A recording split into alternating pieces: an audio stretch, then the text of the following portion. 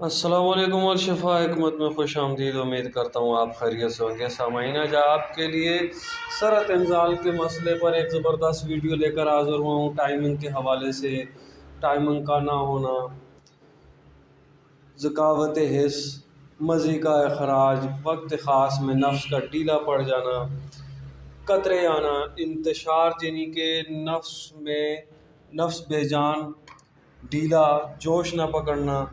जब तक मनी गाढ़ी नहीं होती, पतली रहती है, तो कंट्रोल सिस्टम लूज़ रहता है, तब तक अखराज में वक्त नहीं लेगा, ज़कावत हिस्स भी लाहक रहेगी, टाइमिंग भी नहीं बनेगी।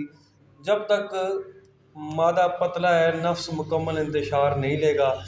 ऐसी सूरत हाल में मुमकिन है टाइमिंग वाली अद्वियात भी आप इस्तेमाल करते रहेंगे। तो मैं जो आपको जो नुस्खा बताऊंगा, इससे मादा गाढ़ा भी होगा, कंट्रोल हिस्स भी मजबूत हो जाएगी, नफ्स में जान भी आएगी।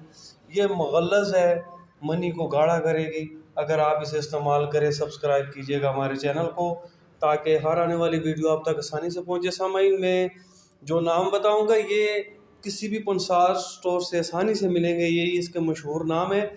इलायची लेनी है आपने, छोटी इलायची, और उसके बाद आपने लेना है मूचरस लेना है, बीच बंद ले लें।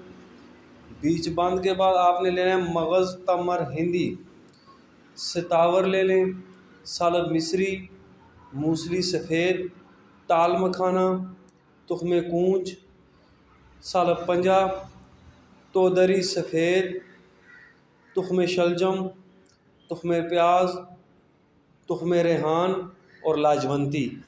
ये अज्जा आप ले लें, बराबर वज़न में ले लें। बराबर वज़न में लेकर इनका सफ़ूफ़ कर लें।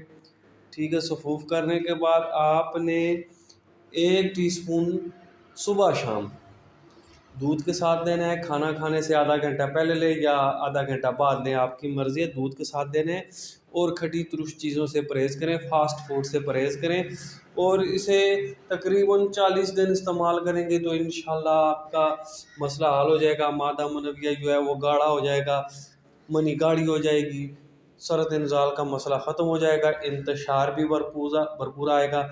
अगर आप इसे इस्तेमाल करेंगे तो इसका कोई साइड इफ़ेक्ट भी नहीं है। इसे इस्तेमाल करें और मुझे दुआओं में याद रखिएगा। नेक्स्ट वीडियो में इंशाल्लाह फिर मुलाकात होगी। इजाज़त चाहूँगा। अल्लाह हाफ़िज़।